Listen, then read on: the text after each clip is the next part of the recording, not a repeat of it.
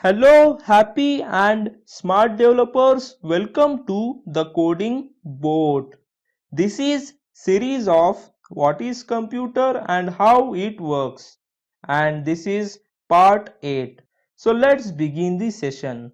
Before starting today's session, I want to announce that today's session is very special session because today we are going to learn how software interact with hardware. So let's begin the session. When we look inside computing device, we see bunch of circuits, chips, wires, plugs, speaker and all other stuff. This is the hardware. But what we don't see is the software. Software is intangible asset.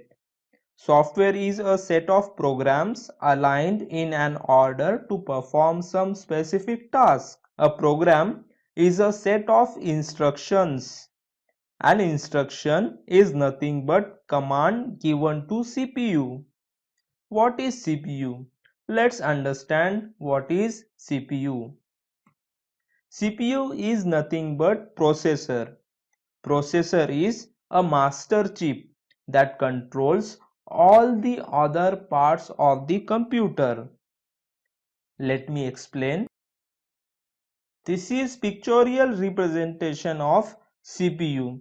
CPU is heart of the computer.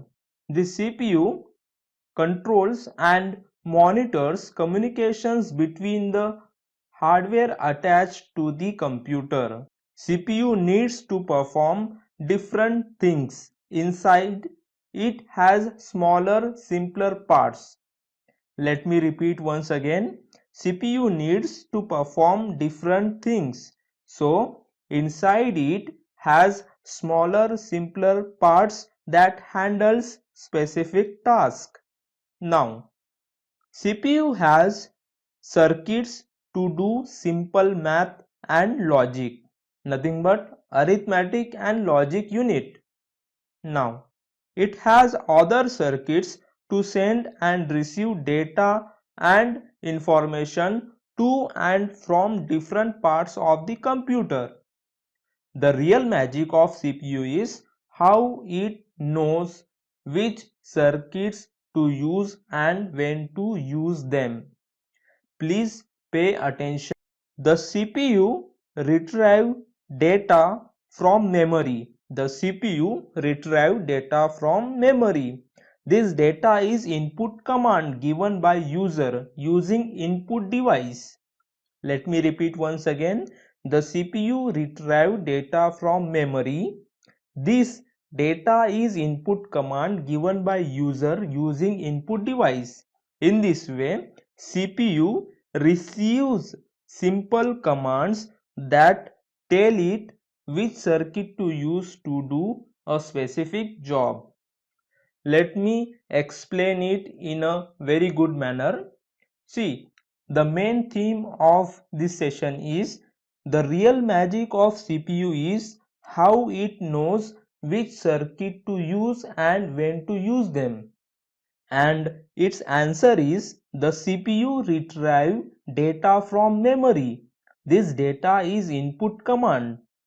This data is input command given by user using input device. In this way, CPU receives simple commands that tell it which circuit to use to do a specific job. Now, software is a set of programs aligned in an order to perform some specific task. A program is a set of instructions. An instruction is nothing but command given to CPU. I am repeating once again.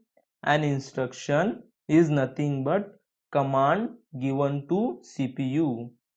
Now, binary code is just electrical signals flowing through billions of tiny circuits.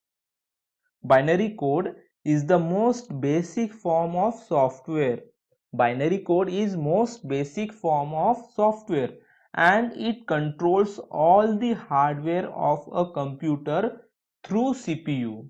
Let me explain. Binary code is the most basic form of any software, or we can say binary code is the most basic form of any program, and that program controls all the hardware of a computer through CPU, because central processing unit, nothing but processor, has an ability to make hardware component to work. Nowadays no one writes software program in binary language. Programmers use high level programming language to write program like C, Python, Java. These are few examples of high level programming languages. Let's understand with one example. Suppose programmer has written a program, or we can say an application, to add two numbers in Python programming language, and name of the program is addition.py, and this is whole program. I will explain this program. First understand what is the theme of the program. Addition.py program is a set of instruction where each instruction is a command given to computer, nothing but CPU. Just like numbers, all these commands can be represented in binary. Just like numbers, all these commands can be represented in binary ones and zeros, or on and off electrical signals with the help of translator. Now, addition.py program will be stored in hard disk of computer memory. First, when we write program, that program will be in hard disk of the computer memory. Now, while execution, program will load in RAM memory. What I am going to explain is how this whole process is happening, how CPU is accepting command through this addition.py program and performing its operation one by one, that I am explaining. Okay, so when we wrote program, that written program will be stored in hard disk of the computer memory. When we will execute that program, while execution, program will load in RAM memory, and here interpreter is translator of Python software. Interpreter will translate each instruction of program. Now, binary commands are in cache memory. Processor will retrieve data. Now, processor will retrieve data from RAM memory. In RAM memory, our addition.py program is executed. After execution, the output will be retrieved in processor through RAM.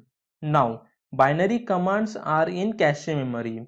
When processor is retrieving data from RAM, first it will be stored into cache memory, and from cache memory it will be loaded in registers.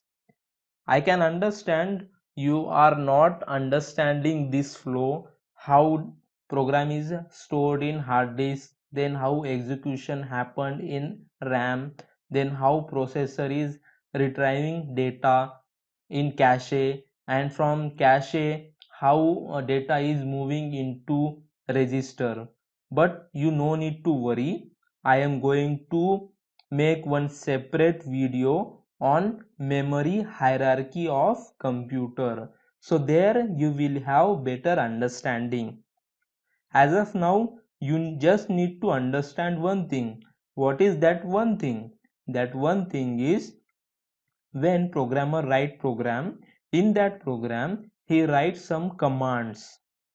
According to that command, CPU, nothing but processor, will execute, will perform some actions, will use hardware and execute those commands one by one. Okay.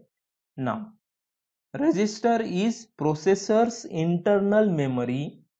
Register is processor's internal memory which store command or operand of program which is being executed by the processor at present moment.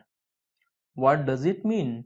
It is telling that register is processor's internal memory which store command or operand of program which is being executed by the processor at present moment. Now, the input commands of program, the input commands of program addition.py will ask processor to accept numbers from keyboard. How processor will perform action, that I am going to explain. How program will take one command from our program addition.py, that I am going to explain. In addition.py, what we have done, we have accepted first number, then we have accepted second number, then we perform addition, we stored in one variable, and then we displayed that number with message. So here the input commands of program addition.py will ask processor to accept numbers from keyboard. The add command, we have one add command using addition operator, correct? So that add command will tell the CPU processor to use its outer circuit. Outer circuit will be arithmetic and logic unit, ALU, to calculate a received numbers. I have already explained in previous sessions. Hope you remember that in processor there are total 6 parts, correct? And one of them is arithmetic logic unit, another one is control unit, then we have register, then it has internal cache, correct? So these are the internal circuits in CPU.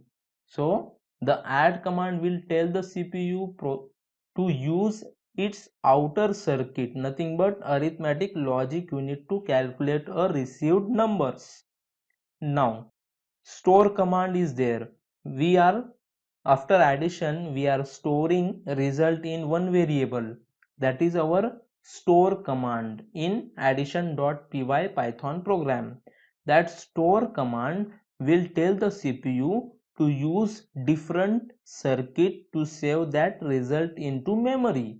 Now in this way the binary commands which we have written in the form of addition.py program are stored in memory, and the CPU fetches and executes them in sequence one after the another, one by one. This sequence of commands is in fact a very simple computer program, that is addition.py. Note: to draw a rectangle on the screen, we just need to write single command using any high level programming language. This high level commands is converted into hundreds of thousands of simpler binary commands that the CPU understands. What does it mean?